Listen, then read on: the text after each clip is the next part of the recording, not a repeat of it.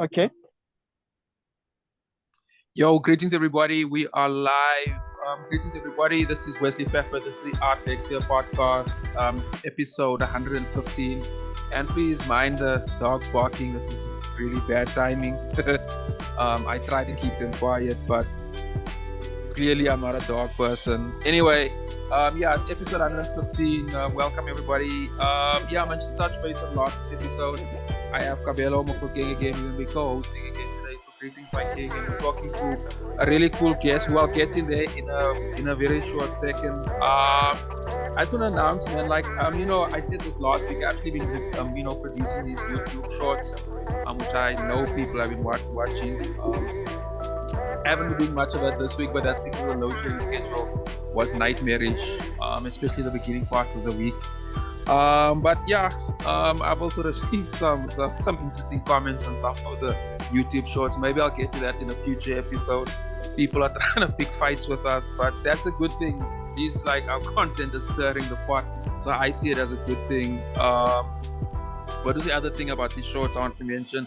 Oh yeah, it's also some of the sound quality was a bit dodgy.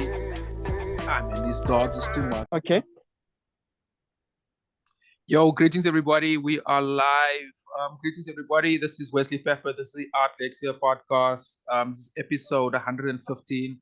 And please mind the dogs barking. This is just really bad timing.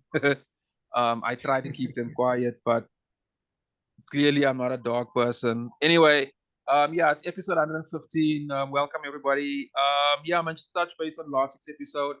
I have Kabelo Mofokeng again. We're gonna be co-hosting again today. So greetings, my king, and we're talking to a really cool guest who I'll get in there in a very short second. I just want to announce, man, I said this last week. I've actually been producing these YouTube shorts, which I know people have been watching. I haven't been doing much of that this week, but that's because the load shedding schedule was nightmarish, especially the beginning part of the week. I've also received some interesting comments on some of the YouTube shorts. Maybe I'll get to that in a future episode. People are trying to pick fights with us, but that's a good thing. Our content is stirring the pot, so I see it as a good thing. What was the other thing about these shorts I want to mention? Oh yeah, it's also some of the sound quality was a bit dodgy. These dogs is too much, eh? Sorry, man. Let me just pause here. Jimmy, just give me 1 second. Yeah, sorry about that. These dogs were just making too much of a noise. But yeah, I was just I was gonna mention about the shorts. I've also noticed sometimes the sound quality of some of my episodes weren't so great. But anyway, I'll talk about that in a future episode as well. It's got a lot to do with the network that we're having. The network has been really dodgy. Actually, this 2023. But anyway, enough about that. So just last point before I bring in my guest. Also, thanks to all the new listeners and subscribers. There's been a few this week, and much love to everybody. And you are clearly got good taste. So to get to my guest today, we actually got a really cool Jacob Mawela. My brother, you have an extensive career. Like you have, I was going through some of your portfolio. You met Jordan Parks. I mean, I mean that's. I think that's extraordinary. You've got an exceptional, huge, large body of work where you cover a variety of themes, everything from pop culture to politics, political rallies, to art, to artists, music, sport. It's exceptional. And it seems to me like you met everybody. Like there's not a person that you haven't taken a photo of or you haven't met personally. That's extraordinary, my brother. So before we get, just firstly, welcome to welcome and thank you for taking your time. Okay. Yeah. Acknowledge. Yeah. Acknowledge, Wesley. Yeah. Okay, I think there's a bit of a sound glitch there, but anyway, hopefully it'll get a bit better. My brother, But can you just? I can hear you. Okay. I can hear you. Okay, my brother, just for my listeners, can we start off? Can you just give us like a brief introduction to yourself, man? Where you from, what you about, that type of thing, and we'll take it from there. Okay. Depending on whether you can hear me. Can you hear me first? Let me confirm again. Can you hear me? Yeah. All right. I'm actually a Pimville homeboy of Kabelo Mofokeng, but I was actually born on the West Rand at the hospital called Paardekraal, which is outside Krugersdorp. Although I grew up in the neighboring mining town of Bloemfontein. So at about the age of 4, when I was still a toddler, we moved to Soweto when my parents bought a house in Pimville. But we first stayed in Mofolo village, and thereafter we moved on to Pimville, where I've been based for the past year, but going in and out. So at some stage, I stayed in Katlehong on the East Rand, outside Germiston. And then I was to spend 8 years of my life at a place in now Limpopo called Jane Fairs. Jane Fairs having been a missionary hospital and a railway a bus station, a rural town basically to what it is now. Then in the late 70s, when I got to my primary schooling, just to fast track, then in the 80s, I briefly came back to Pimville to do the latter part of my primary school and started high school. And that, like in the 70s, was in the early 80s when P.W. Botha was still president of South Africa. My schooling got interrupted. So my parents decided to again take me back to Jane Fairs, where my aunt, who was my dad's elder sister, was a teacher there. So I was to spend the next 4 years until I completed matric in 1989. And I suppose it was good timing in as far as South African history is concerned, because what happened is that I completed my matric in 1989. And I remember in October of that year, going to Tepelop University, which is now University of Limpopo. On that October, it was announced and it was big in the media. That's when the guys from Robben Island, Walter Sisulu, and some of the guys were released. And it was big news then. And remember, it was a Sunday, and the following day, on a Monday, I was going for a bursary interview because I had decided to do journalism, to forge a career in journalism. So fast track to that, I didn't succeed I didn't get the bursary. And then I came back to Joburg at the very beginning of 1990. Unbeknown to me what was in store for South Africa's immediate future, because in 1990, that's when de Klerk announced the release of Nelson Mandela and the unbanning of the political movement. So I suppose my coming back to Joburg from Limpopo was good timing in a historical context.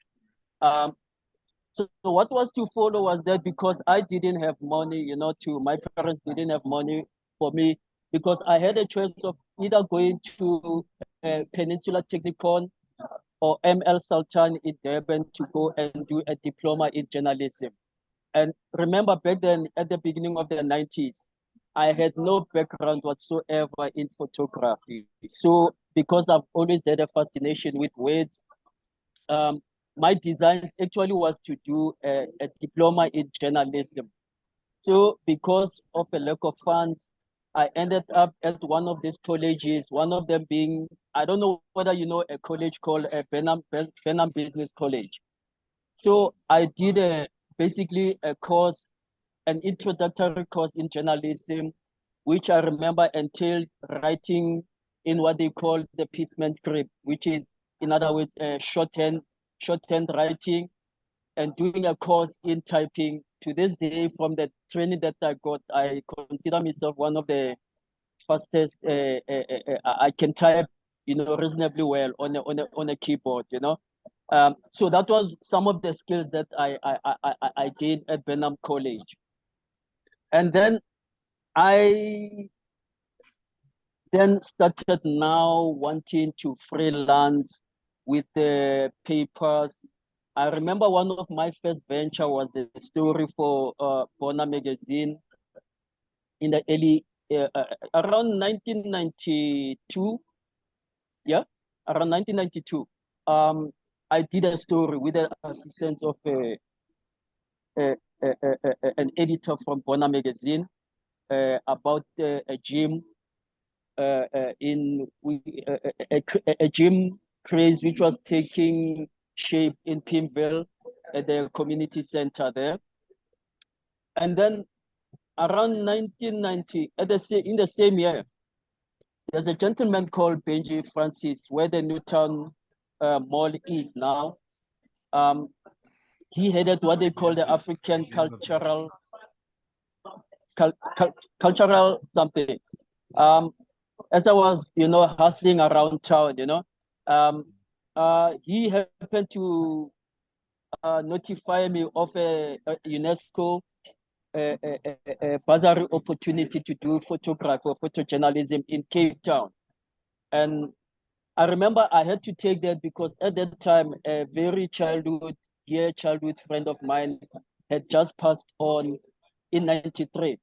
Had passed on in a taxi. So his dad owned a taxi, and he was involved in a vehicle crash, which ultimately, unfortunately, took his life. And I remember back then in 93, I was so distraught. I started writing poetry about death, Basically, I didn't want to carry on with life. And I was still young. I mean, I was still in my early, in fact, myself and him were born in the same year in 1970. So I was about 22 years, still young. So when Benji Francis came with a proposal of an opportunity to go down to Cape Town, so I deemed it a most welcome a respite from what the distraught that I had to face in Joburg. So in September of 1993, I caught the Greyhound bus to Cape Town, where I stayed for about almost 4 months doing a UNESCO photography journalist diploma. And this was when I arrived in Cape Town. I don't know whether you remember in South African history. This was shortly after in Gugulethu, some radicals have murdered an American student called Amy Bill. So Amy Bill was an exchange student from the United States. Yeah. So she was based in Cape Town, and she was brutally murdered. So that was when I landed in Cape Town. There's a gentleman. My tutor was a gentleman called George Hallet. So George Hallet was an exile, and at that time when he came down to Cape Town, which by the way he was a Western Cape person because he was born in Fishhook, a native of Fishhook, and then he had to spend the next 25 years or so in exile, mainly in Europe. And at the time that he became my tutor on the UNESCO course, George Hallet was based in Paris.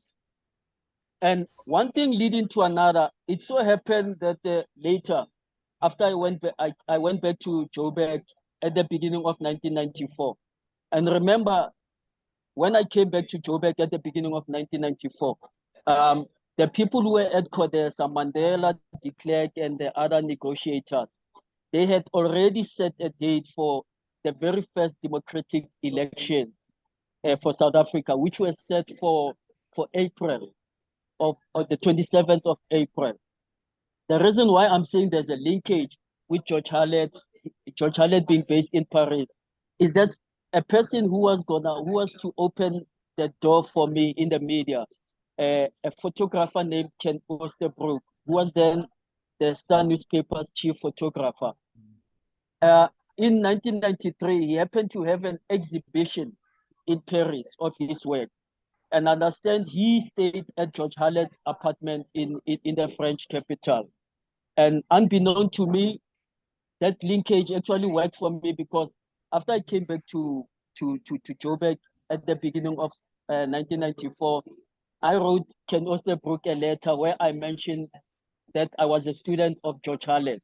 And because he knew who George Hallet was, George having hosted him in Paris, in a way opened the door for me. So what he then did was to ask a photographer who was staying around my neighborhood in Pimville to come onto the Star. And back then, just so I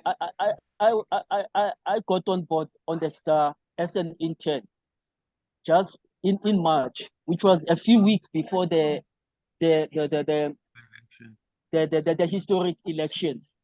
And one thing leading to another, I remember Ken Osterbrook interviewing me, something I regarded to this day as not having been an interview really. It was more like an interrogation, you know. He was asking me about technical aspects of photography, you know. Like you'd say, what is the combination for you to get a proper reading or exposure? What is your in photography, we talk about f-stops and shutter speeds, and you'd say, what f-stop and what shutter speed would you use in a certain lighting condition to get a proper reading of before you click the shutter. Unfortunately, then Ken Osterbrook, a few weeks, I used to, back in those days when I got onto the photographic department, I used to see little of Ken because him and the guys who were ultimately referred to as the Bang Bang Club, the late Kevin Carter, Joao Silva, and Greg Marinovich, they were always out on the field. It was exciting, the lead up to the first democratic elections, because two areas called on the eastern called Togoza and Katlehong is where the action was happening in the transition. There were this strife between the hostel dwellers and the residents of those two townships, and unfortunately, just a few weeks, basically a fortnight before the government, the democratic elections, Ken Osterbrook was killed in friendly fire when the locals had laid siege onto the local hostel there. In the crossfire, actually there was what they call in the interim the National Peacekeeping Force, and one of the soldiers, in a moment of panic, discharged fire from a rifle, and then unfortunately that was what killed Ken Osterbrook. A number of other journalists were also shot on that day. But yeah, basically that was my introduction. And thereafter, I spent about 2 years on the Star, because what I then did after Ken died, and the lady, there's a lady called Robin Comley who was in charge of the photographic team, and she told me that they couldn't get me on the staff, because the guy who had brought me there had died, So what I did at the Star, they had a section dealing with community news. So I was introduced to the editor there, and then I started doing freelance gigs from 1994 until 1995. And then a journalist who was working for the Tonight section of the Star newspaper told me about an opportunity at Naspers, what is now Media 24, at Drum Magazine. And I applied, and I had a meeting where I showed them. Back then, I had a short portfolio, because bear in mind, like I said before, I didn't have a photographic a background. I was basically a writer who then developed an interest in photography, So they told me that the journalist told me about this opportunity at Drum Magazine, which was still based in Sandton. And then I went for an interview, and fortunately, yeah, they took me on. And I spent about 6 years at Drum Magazine from 1996 until 2002.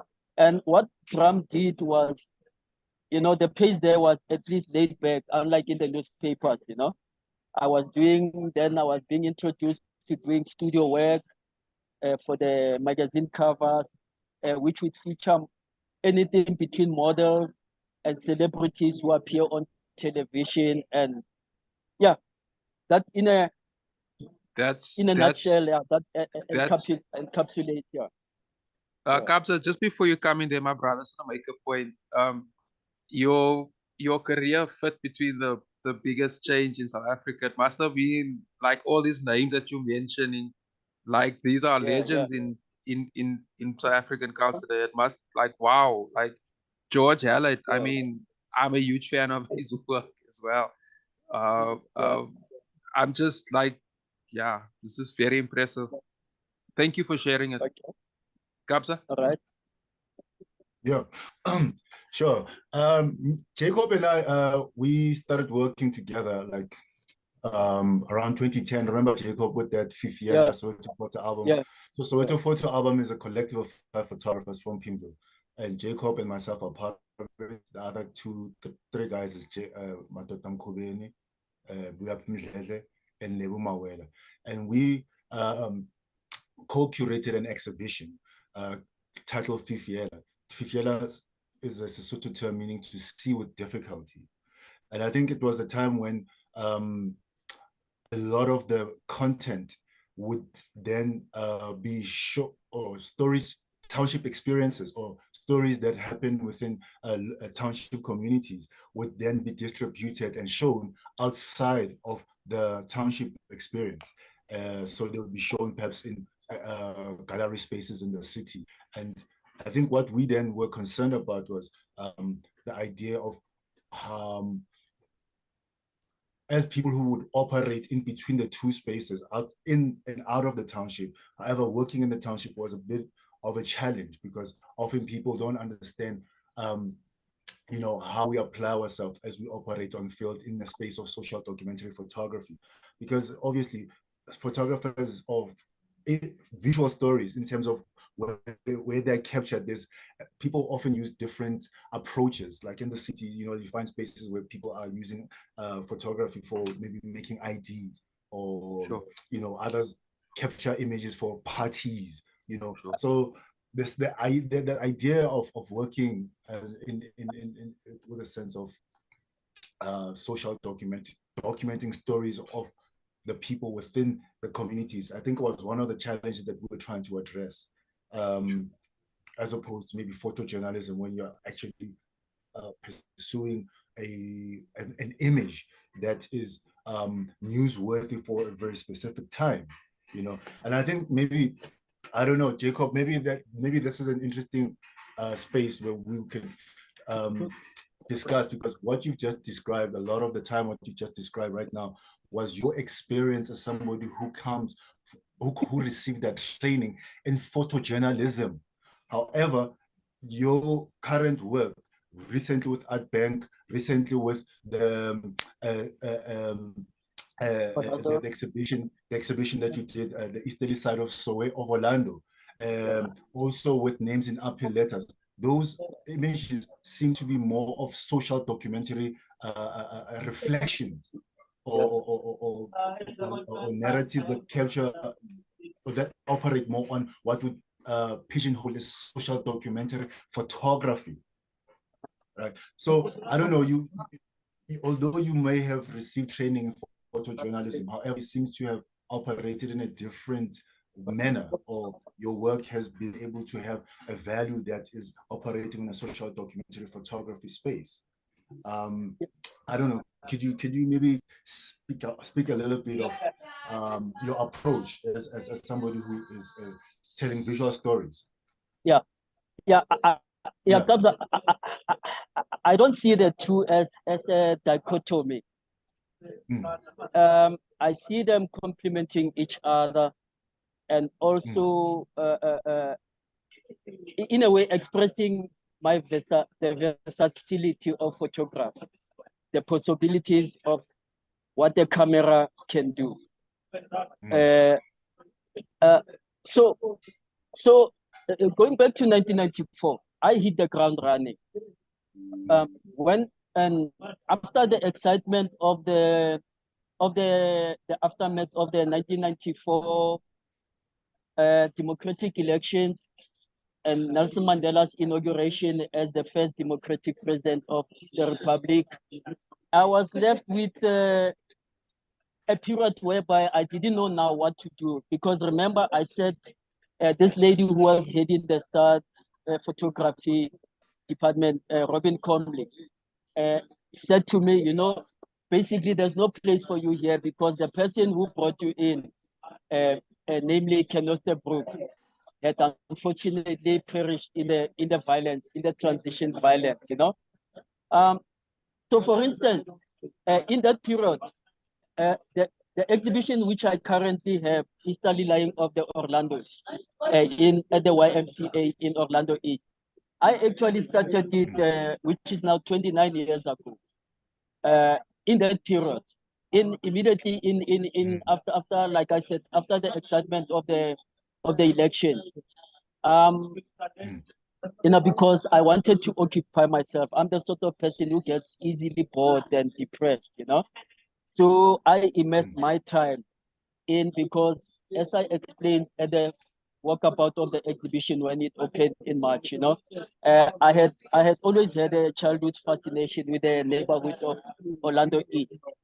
So I took that period as an opportunity to then embark on documenting the neighborhood. Yeah, I spent days on end, weeks, and in between, I think, remember I also said on the Star there was this department which was focusing on community news. So because I was freelancing for them. Jacob, just to contextualize this, you can continue. I just need to mention that currently, to Wesley and the viewers, that Jacob is currently showing a photography exhibition at the YMCA in Orlando, which is a historical, or rather, it chronicles the historical development of the township. So that's what he's speaking about. Excuse me, I just needed to mention that. Sure. Thanks, thanks for that, Kabelo. So I was, you know, I suppose when I came back from Cape Town to Joburg, you know, I hit the ground running. I think I reckon I was more ambitious and full of verve than is now the case. I don't know whether it's because of aging, you know.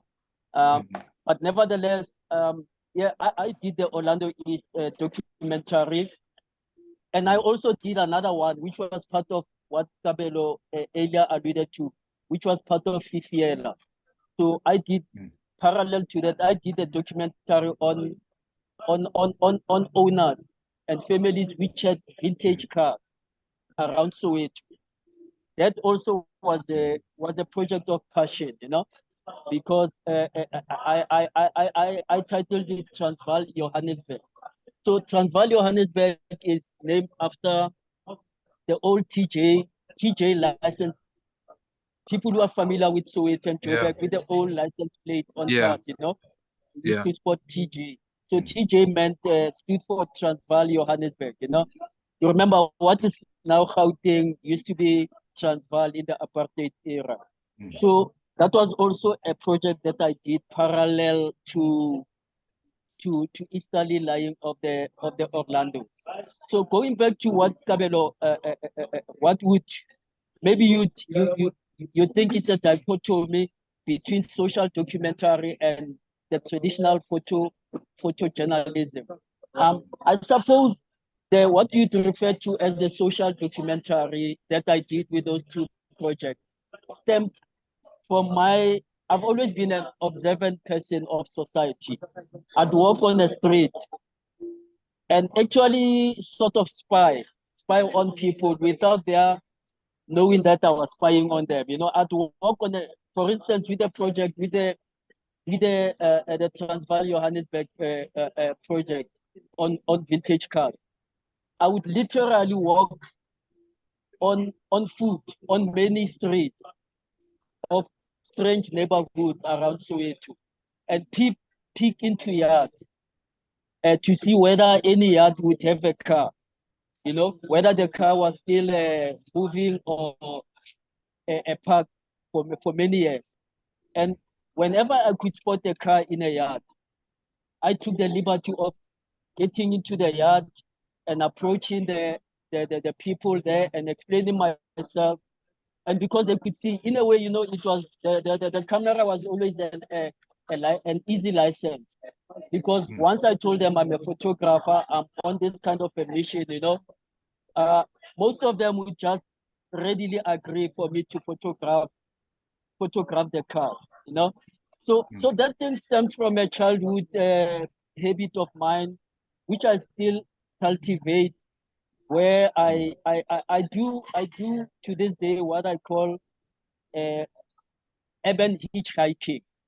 So I have this habit of, in the afternoon, after coming back from whatever I was doing, I have this me time where I take a walk, in the late afternoon.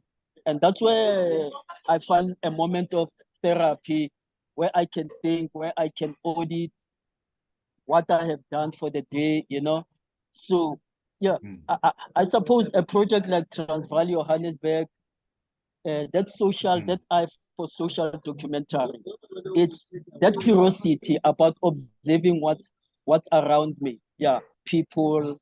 Yeah, I don't know whether that suffices. Just a bit. Jacob, it seems I mean, looking at your work, you work very carefully. I've seen you in work. I mean, you've employed me to work with you on some of these shoots that you make, but in the way that you work, I mean, the notion of photojournalism sometimes, isn't it to kind of not, or rather, the way that you can set up, maybe comes out more in the portraits that you capture in your exhibition, names in uphill letters, where you consider very carefully where you want to capture the portraits of these newsmakers. By the way, the exhibition, names in uphill letters, it captures South African newsmakers, people who have been able to make their news in South Africa over time, from the point of the democracy and over time. So there's a sense of careful consideration as to where you want to capture these personalities, right? However, in photojournalism, obviously you will have a decisive moment as to I want to capture now. I'm going to click now. This is where I'm going to freeze this moment. However, the background and where this person might be at the time when you are actually capturing that newsworthy moment, it's a thin line. However, when you kind of work in social documentary, you already kind of seem to have a place in mind, or a role in which you want to position this particular person. I mean, how do you negotiate those subtleties, or make those decisions? I'll go back to where I started initially. Remember me mentioning versatility, being versatile, and there's not really being a dichotomy, being able to switch from one head to one mode to another. I suppose for me it came natural, for me to one moment to wear the photojournalistic hat with its adrenaline rush, and then the social documentary mode, whereby I operate more like a movie director, like Steven Spielberg or Clint Eastwood, where I actually choose location, where like you allude, where I actually give direction to the full process of how I want a portrait to come out and be depicted as to the viewer. And for me, the two, I wouldn't deduce one over another. As I say, I suppose I do have that versatility of switching from one mode to another. Because make no mistake, I'm actually from the reason I came into photography. Remember, I said on the UNESCO program in Cape Town, we were trained for both photojournalism, photojournalistic environment, And also, if you had to, for instance, you know, we're trained to do corporate stuff or and weddings also, you know, and that's the versatility of not limiting oneself skill wise. Yeah, I don't know whether okay. Yeah. Yeah, man. I mean, wouldn't you say the other one is more, you spend a lot more time in thinking than the other, like in terms of the quality of time that you spend investing in social documentary is unlike the one that you have in having to capture a newsworthy moment. Yeah. No, of course it pans out like that. But like, remember I said, you know, I wouldn't deduce one over another, because for me they are precious to me. Both processes are precious to me. Like I pointed out, I like the adrenaline, the adrenaline rush that comes with being in a photojournalistic environment, like when I photographed Fidel Castro or Yasser Arafat, some of these NBA stars like Kobe Bryant, Magic Johnson. The time I spent with Kyalami photographing Formula One drivers like Mika Hakkinen, Jacques Villeneuve, having photographed leading models. Yeah. You know, that adrenaline rush. Yes. It's something, that excitement derived from it. You know. Yeah. Wow. And then I also know how to switch on to the to the social, more laid back in a way, mode of social documentary. Yeah. Does that make sense, Wesley? Yeah, sure. Yeah, man, Thanks. it does. Thanks. It does. It does. It's actually quite extraordinary, man. And thanks for sharing that with us. Just a technical thing there, gentlemen. Let's just close this session. We are running out of time. Just to the viewers, we are using the Zoom thing because these other apps just are not compatible with South African. Everything South African. So we're just to restart the session. So, gentlemen, I'll just send you the link after this, and we can pick it up in the next session, especially about your current body of work. I think I was going through how you were setting up these studio shots, how you recreated the Cape Town painter. His name slipped my mind now. Peter Clark's work, which was extraordinary. It'll be cool to sort of unpack that bit by bit. So, to my listeners, remember to like, subscribe, and comment on this channel. I mean, I think this interview is going pretty well. So guys, I'll just send you that new link and I'll chat to you guys in about 35 seconds. All right. Jump straight into it. Everybody, and we are back. During that pause break, I actually got hit by load shedding. So that sucks. So that's also why the lighting is a bit dark. Yeah, but I mean, I hope it's not too much of an issue. But just to pick up from where we left off, Jacob, you were telling us how you on your processes behind like shots, like studio shots versus you know, sort of on the field, and the rush. Actually, I totally get that. And just offline, you were sharing like a story about one of the members of the Bang Bang Club. Extraordinary, my brother. You have I think this little time we have together is, I think we need much more time to unpack your entire career. It's just extraordinary, and I'm blown away. I'm really enjoying all these stories. So thank you very much for that. We also know that you currently got a show. I've got a commission running on with the art bank, which is also extraordinary. He also was recreating some of the artworks by one of my personal favorite artists. I never got to meet him when he was alive, but I did work with his work. I did some project with his work some years back with Peter Clark, and I was looking at how you were creating these images. Extraordinary, man. Can we just start there? Can you just first tell us about the project, about the commission? You know what it is and what it's about, and the work, and we can unpick it a bit by bit. Yeah. All right. I hope I encapsulate it briefly. So, the Art Bank of South Africa was established a few years ago. It's actually an arm of the Department of Art, Sport and Culture, whereby artists who are chosen every year are commissioned to at Oliewenhuis Art Museum in Bloemfontein. So I understand, according to their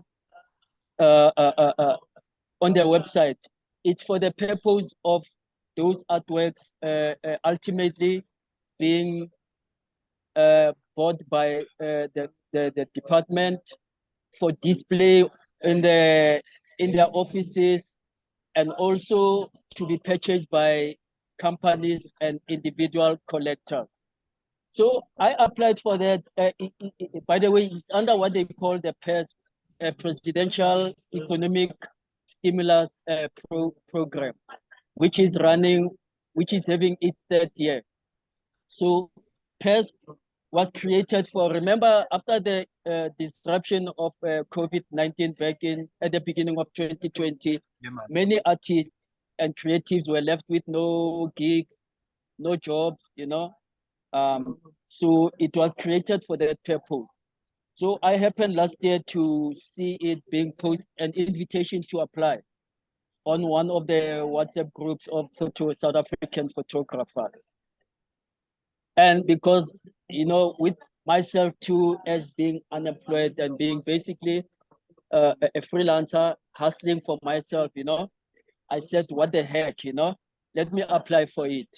I think it was around, when I applied, it was around August. And then around November, then I got the confirmation that I was one of those applicants who had succeeded, you know, who had to be commissioned to create works. So in my proposal, I basically proposed to do a photographic interpretation of 3 artworks.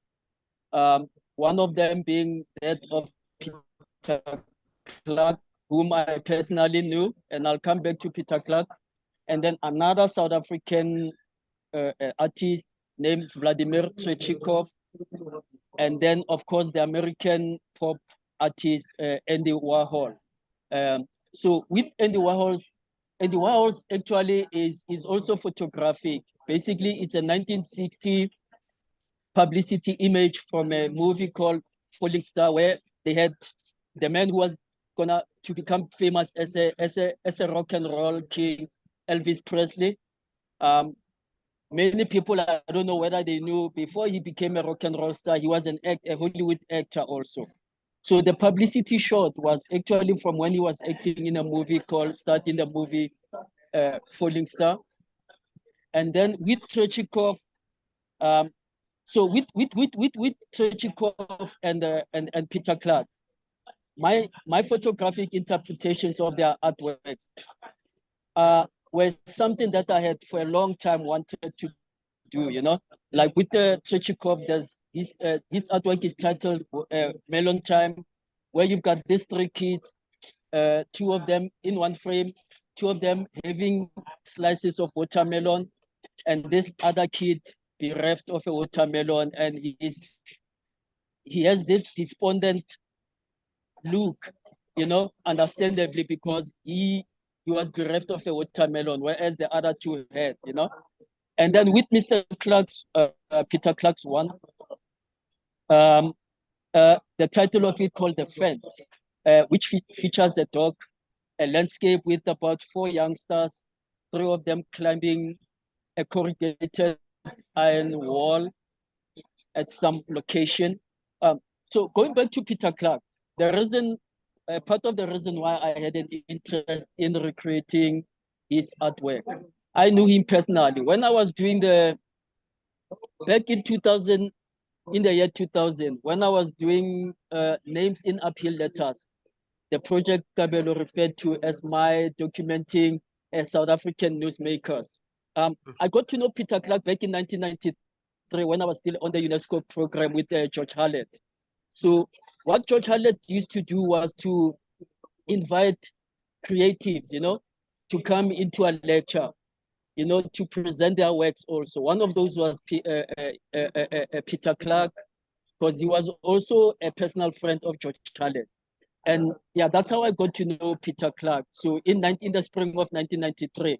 So fast track there to 2000, I went to Ocean View, which is about 15 kilometers out of the South African naval town of Simonstown, where he was based. I went to photograph him for Names in Uphill Letters. And then later, 11 years later, in 2011, he had a retrospective exhibition at the Standard Bank Art Gallery in the Johannesburg CBD, a very huge show. Back then, Professor Jakes Gerwel was still alive. The former UWC Vice Chancellor was there. James Matthews' son, Jimmy Matthews, was there also at the opening. And Peter Clark had a walkabout subsequent to the exhibition opening. So yeah, going back to the line, his artwork, you know. By the way, Peter Clark, for those who don't know, are not au fait with South African art. He's counted amongst what they refer to as South African masters.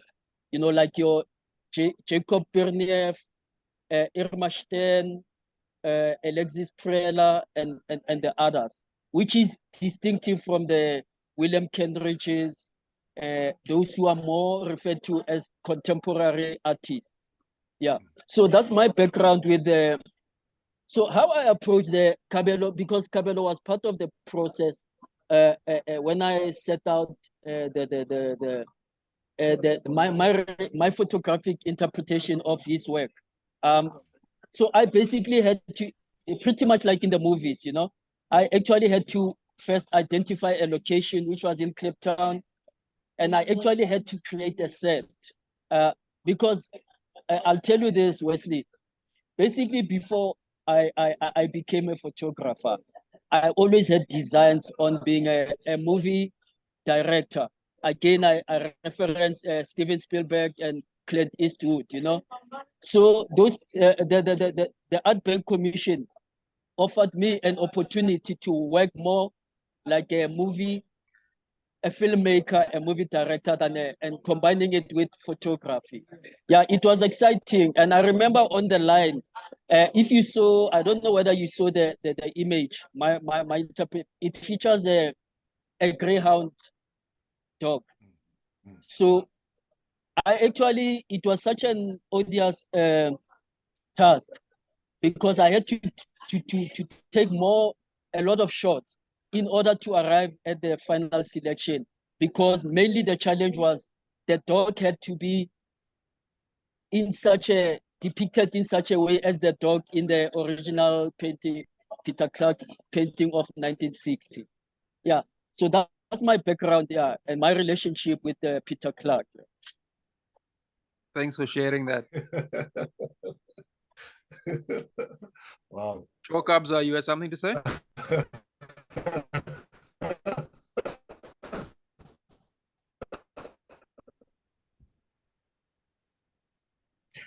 Where does he draw the line between his photography and painting? You know, and maybe it's a question of collectors, people who buy into photography, and you know where do you negotiate? Because I mean, his photography, his portraits, the portraits that you have captured, Jakes, for me, they have that artistic value, and you know, maybe it goes back to the question earlier on, like, you know, where do you draw the line between social documentary, photojournalism, and what then is art or painting?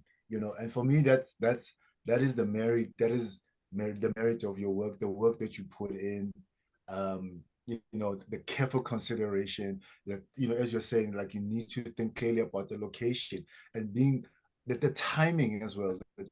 You know, like with the dog, you had to get that precision, you know. So for me, that is almost like watching you work has been a pleasure.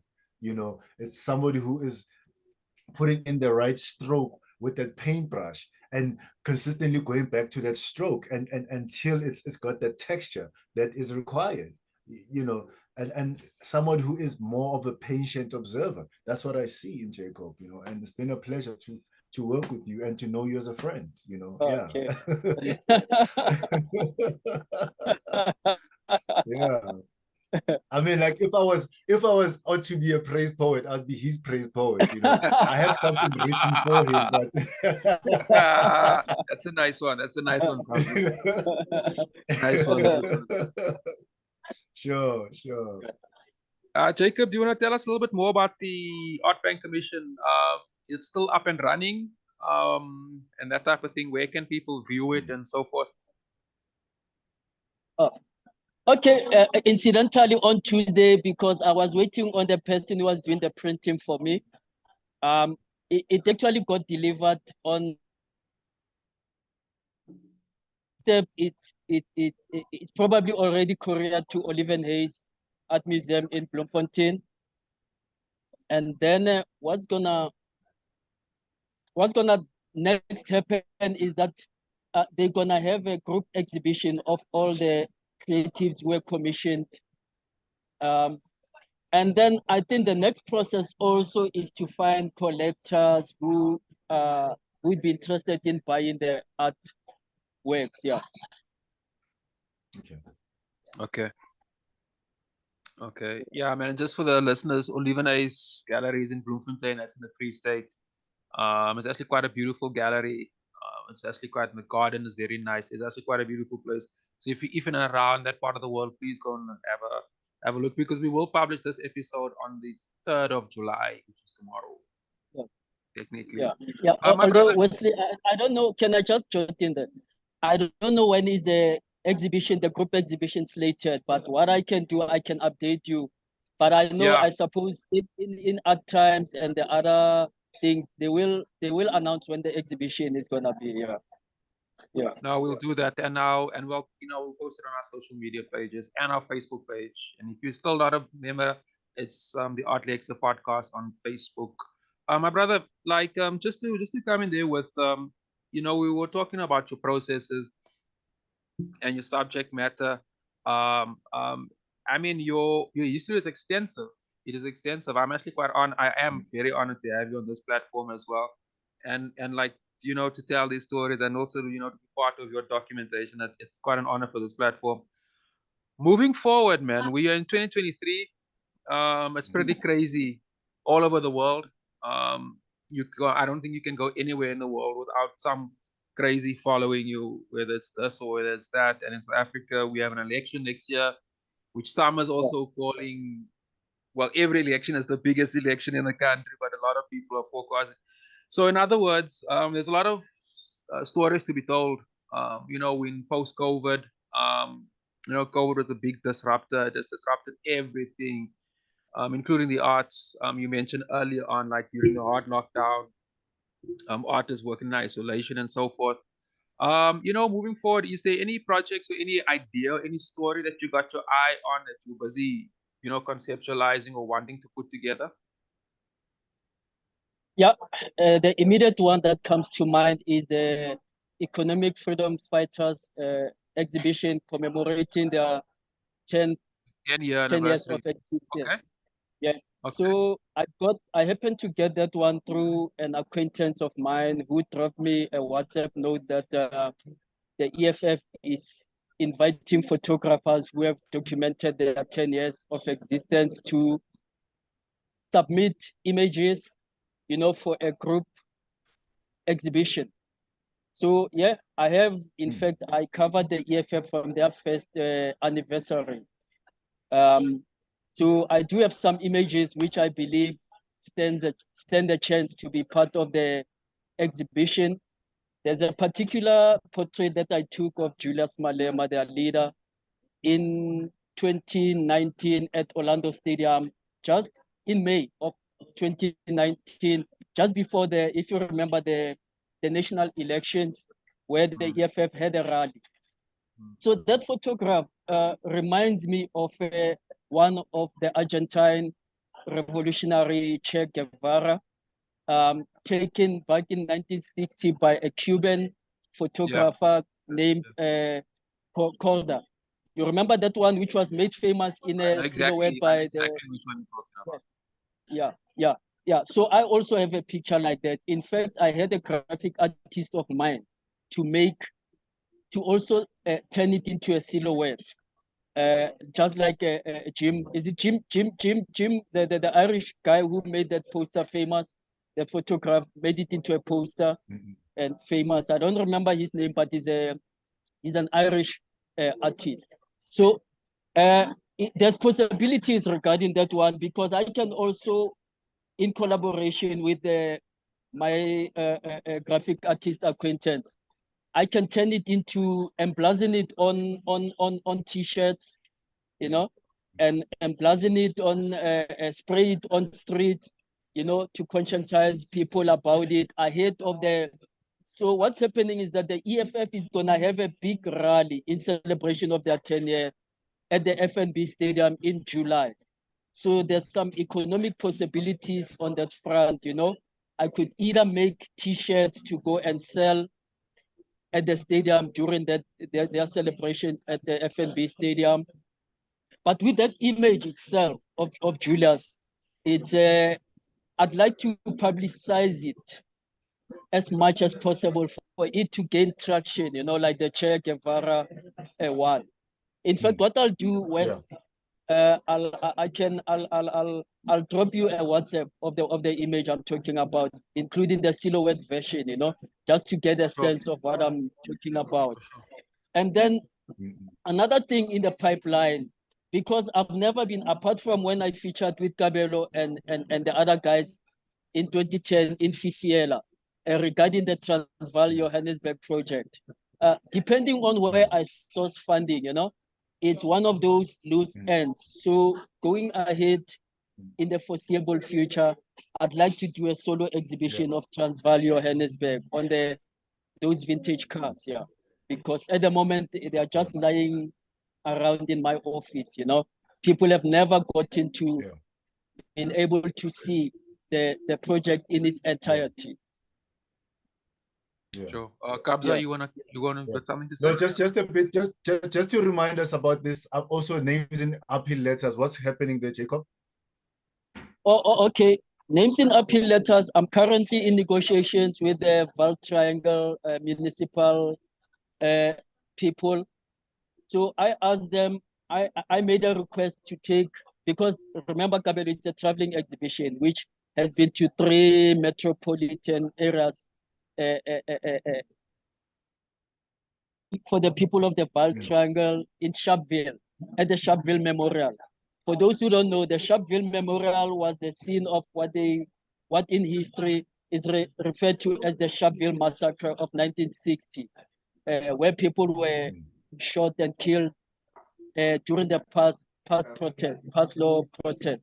So they have a museum there where I went to last year, when another photographer, Len Kumalo, happened to exhibit there. And I got an idea that, okay, why don't I also use that space in order for the people of the surrounding areas like Everton, Sebokeng, Sharpeville, Vereeniging, to have an opportunity to also view names in uphill letters, since it's a traveling exhibition. Wow. So I'm still waiting on the official. It seems names in uphill letters somehow has attracted museums. I mean, it began at the Pinoni Museum, it went to the Pretoria Museum, and then Workers Museum, and now it's going to another museum in the Vaal. I mean, in terms of, are there people who are those museums interested in buying the work itself, or are there other people who are interested in collecting the work itself? Because it seems to have that sense of historical importance, doesn't it? Yes. All right.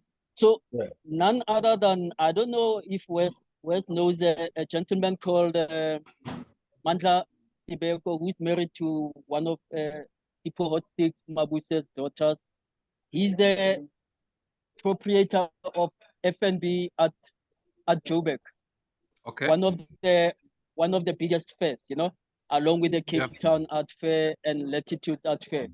So when he first saw my work, some of the stuff on names in uphill letters, I'm actually in the process of negotiating with him. He's interested in collecting some of the work there, and also a photographer named Tipuya Mhlambi, who was married to the musician Judith Sipuma. I'm also in negotiation currently with him he expressed an interest to buy 2 artworks of the late tap dancer Joe Nakhumu and Dolly Ratebe, an actress and singer from the Sophiatown era of the 50s. And also another famous photographer named Andrew Shabangu bought a portrait that I did in Port Elizabeth of the artist and a contemporary of Gerald Sekoto named Mr. George Pemba. Yeah, Andrew bought that in behalf of a collector. Jacob, can I just ask, like, for my listeners, where can they view more of your work? Is there a website? What social media platform are you using, and so forth? Yeah, unfortunately at the moment, Wes, I don't have a website, but I display my work on my Instagram account. So a lot of what I do is on my Instagram account, Jacob Mawela. Yeah, that's where, if you want to know my biography, it's where I actually display my work, you know, and my journey. And is there a photography studio also where people can go and have a look at your work or so forth, or see your work? Is there are you based? No, Because not at you the say you moment. freelance, so yeah, okay. Yes. Okay. Yes, yeah. Okay. Yeah. Kabza, you had something to say? No, good. I'm good. All right. Good to say. Yeah, man, Jacob, thanks for that, my brother, man. I'm also just looking at you know, this load shedding thing. I was running everything here off my battery. But what I'll do is please send me that image, the one of Julius. I will add it on our social media pages for sure. Yes. I also just saw that the EFF is asking forwards to do a well, basically the prize money is 50 grand. I actually read a very interesting opinion on that. It seems like they're using spoken words to. Pardon? I was saying maybe Kabelo would latch on to that. Yeah, sure. Yeah. Did you hear that? EFF. 50K.